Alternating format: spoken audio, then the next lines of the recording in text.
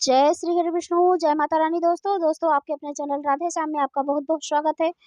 श्री हरि विष्णु और माता लक्ष्मी की कृपा आप और आपके समस्त परिवार पर सदा सर्वदा के लिए बनी रहे। तो दोस्तों, आज की वीडियो में आप जानेंगे कि ज्येष्ठ मास की पूर्णिमा तिथि के बारे में। पूर्णिमा तिथि कब प्रारंभ हो रही है, कब समाप्त हो रही है, और जो भक्त पूर्णिमा तिथि का व्रत धारण कर रहे हैं तो उन्हें व्रत कब धारण करना है, पूर्णिमा तिथि के स्नान दान का शुभ मुहूर्त क्या है, और सत्यनारायण भगवान की कथा कब करनी चाहिए। संपूर्ण जानकारी आपको आज की वीडियो में मैं शेयर करने वाली हूँ, तो वीडियो बहुत महत्वपूर्ण होने वाला है, पूरा जरूर देख लीजिए।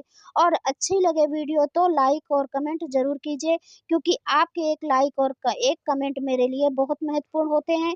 ये एकमात्र जरिया है जिससे मुझे पता चलता है कि आपको ये वीडियो अच्छी लगती है, तो लाइक तो जरूर ही कीजिएगा। दोस्तों, ज्येष्ठ मास की पूर्णिमा का शास्त्रों में बहुत महत्व बताया गया है। इस दिन वट सावित्री व्रत भी रखा जाता है। जैसे कि कई स्थानों पर अमावस्या तिथि पर वट सावित्री व्रत रखा जाता है, वैसे ही कई स्थानों पर पूर्णिमा तिथि पर वट सावित्री व्रत किया जाता है। तो पूर्णिमा तिथि के व्रत धारण करने से, पूजा पाठ करने से, मंत्रों का जप करने से या फिर कोई विशेष उपाय करने से सभी प्रकार की कामनाएं पूर्ण हो जाती हैं, क्योंकि पूर्णिमा अर्थात मन की समस्त कामनाओं को पूर्ण करने वाली तिथि इस दिन बताया गया है। तो लक्ष्मी और नारायण की आराधना की जाती है। इस दिन भगवान सत्यनारायण की कथा सुनी जाती है, और शाम को संध्या काल में जब चंद्रमा उदित होते हैं तो 16 कलाओं से युक्त चंद्रमा को दर्शन करके आप उन्हें अर्घ्य दिया जाता है। आप उन्हें अर्घ्य दीजिए। शास्त्रों में कहा जाता है कि चंद्रमा को दूध से अर्घ्य देने से समस्त प्रकार के सुख, सौभाग्य, संपत्ति, समृद्धि और मानसिक और शारीरिक सुख प्राप्त हो जाते हैं। और यदि आप व्रत नहीं भी का धारण कर सकते हैं किसी भी कारणवश, और यदि आप कर रहे हैं तो ये अति उत्तम है। यदि नहीं भी कर पाते हैं तब भी आपको चंद्रमा को दूध से अर्घ जरूर देना चाहिए।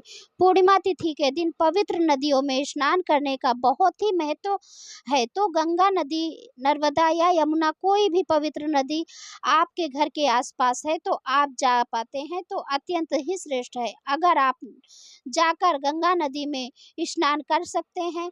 अब मान लीजिए आप कहीं दूर रहते हैं, गंगा नदी आपके पास नहीं है, तो ऐसी स्थिति में गंगा मिश्रित जल से भी आप स्नान कर सकते हैं, या फिर कोई भी पवित्र नदी का जल है वो मिलाकर आप स्नान कर लीजिए, और माँ गंगा का ध्यान करते हुए फिर इसके बाद आप सूर्य देव को जल देकर अपने मंदिर में आ जाइए। घर के मंदिर की साफ सफाई करके आप भगवान श्री हरि विष्णु के सामने शुद्ध घी का दीपक जलाकर अपने व्रत का संकल्प ले लीजिए। फिर भगवान श्री हरि माता लक्ष्मी जी के साथ आप उनका पूजन कर लीजिए, और फिर इसके बाद आप सत्यनारायण की कथा का पाठ भी कर सकते हैं। भगवान सत्यनारायण भगवान की कथा का सुबह भी पाठ कर सकते हैं और शाम को भी पाठ कर सकते हैं। अभिजीत मुहूर्त में जो होता है उसमें भी आप कर सकते हैं। पूर्णिमा तिथि पर पीपल की पूजा करने से समस्त कामनाएं पूर्ण हो जाती हैं।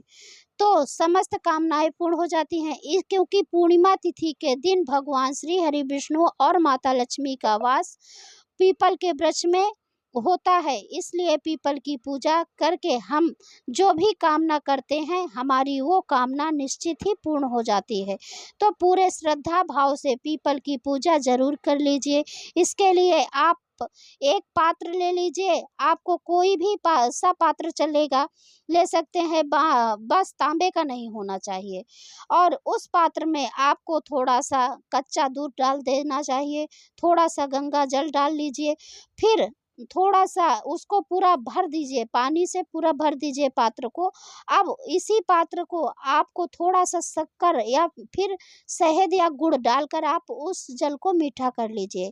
फिर इस जल को पीपल के जड़ में ओम नमो भगवते वासुदेवाय इस मंत्र का जाप करते हुए अर्पित करना है।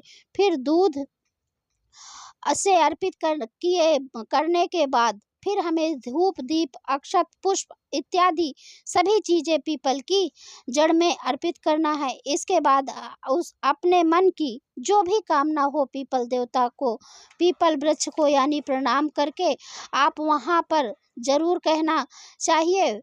पीपल के वृक्ष पर सभी देवी देवताओं का वास होता है और हमारे पितरों की पुण्य आत्माओं भी पीपल में ही वास करती हैं। इसलिए जब हम पीपल की पूजा करते हैं तो सबकी कृपा हमें प्राप्त हो जाती है और हमारी जो भी कामना होती है निश्चित ही वो पूरी हो जाती है। और पूर्णिमा तिथि के दिन पीपल के साथ तुलसी जी की पूजा करना श्रेष्ठ माना जाता है।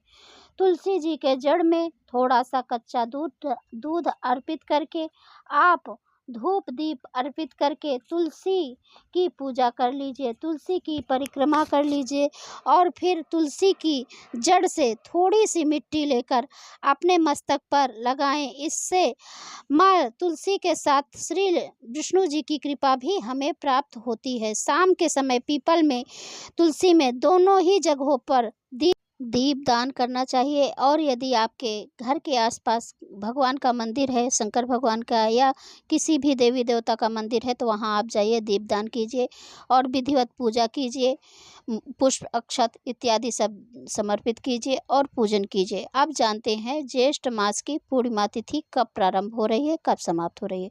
तो दोस्तों, पूर्णिमा तिथि प्रारंभ हो रही है 21 जून शुक्रवार सुबह 7:35 से और पूर्णिमा तिथि समाप्त होगी 22 जून शनिवार सुबह 6:37।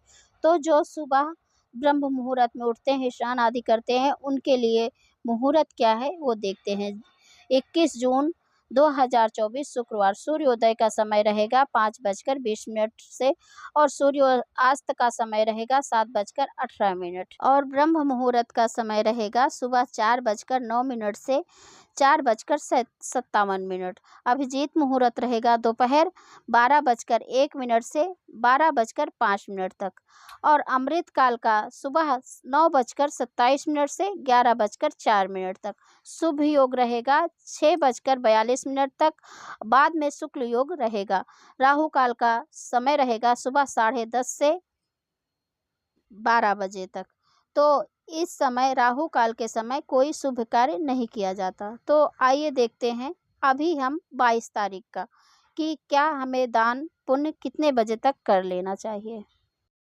22 जून 2024 शनिवार को पूर्णिमा स्नान दान का समय है। तो आप 6:37 22 जून को आप इसके अंदर स्नान दान कर लीजिए। और इसका शुभ मुहूर्त क्या है और सुबह कितने बजे सूर्योदय का समय क्या है, तो आइए जानते हैं। 22 जून 2024 शनिवार सूर्योदय का समय रहेगा सुबह 5:21 पर। सूर्यास्त का समय रहेगा 7:18। ब्रह्म मुहूर्त का समय रहेगा 4:10 से 4:58 तक। अभिजीत मुहूर्त रहेगा दोपहर 12:02 से 12:55 तक और अब अमृत काल का समय रहेगा सुबह 11:41 से 1:16 तक। शुक्ल योग शाम 4:45 तक, बाद में ब्रह्म योग रहेगा।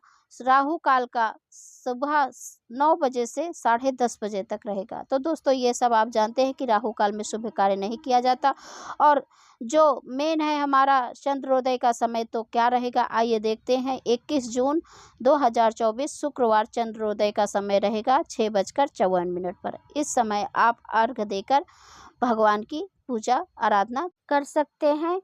और 22 जून को सुबह सुबह ही पूर्णिमा तिथि समाप्त हो जाएगी। तो ऐसे में आपको स्नान दान पूजा पाठ सुबह सुबह ही कर लेना चाहिए। प्रयास कीजिए कि आप स्नान दान ये सब ब्रह्म मुहूर्त में ही कर लें या फिर सूर्योदय के पहले कर लें, या मान लीजिए आप थोड़ी देरी से करते हैं तो 6:37 से पहले ज़रूर कर लें।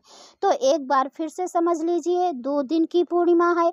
इस बार 21 और 22 जून को जो भक्त पूर्णिमा का व्रत करते हैं वो 21 जून को व्रत करेंगे और भगवान सत्यनारायण की कथा भी करेंगे। या 21 जून को जो भी भक्त आप पीपल की पूजा भी करना चाहते हैं तो 21 जून को पीपल की पूजा कर सकते हैं और 22 जून को भी पीपल की पूजा कर सकते हैं। लेकिन आप 22 जून को पूजा करेंगे 6:37 के पहले, तो आप देख लीजिएगा। और पूर्णिमा का जो दान भी करते हैं, दीप दान करते हैं या किसी भी सामग्री में दान करते हैं, किसी भी सामग्री का, तो या किसी भी मंदिर में करते हैं या किसी वट वृक्ष के नीचे दीप दान करते हैं, तो या फिर आप पूर्णिमा के निमित्त जो आप करेंगे वो 21 जून 2024 यानी शुक्रवार के दिन भी कर सकते हैं। तो वीडियो आज की कैसी लगी ये ज़रूर बताना। वीडियो अच्छी लगी हो तो लाइक और कमेंट ज़रूर कीजिएगा। मेरे चैनल को सब्सक्राइब कीजिएगा। दोस्तों मिलती हूँ अगले वीडियो में। धन्यवाद। राधे राधे।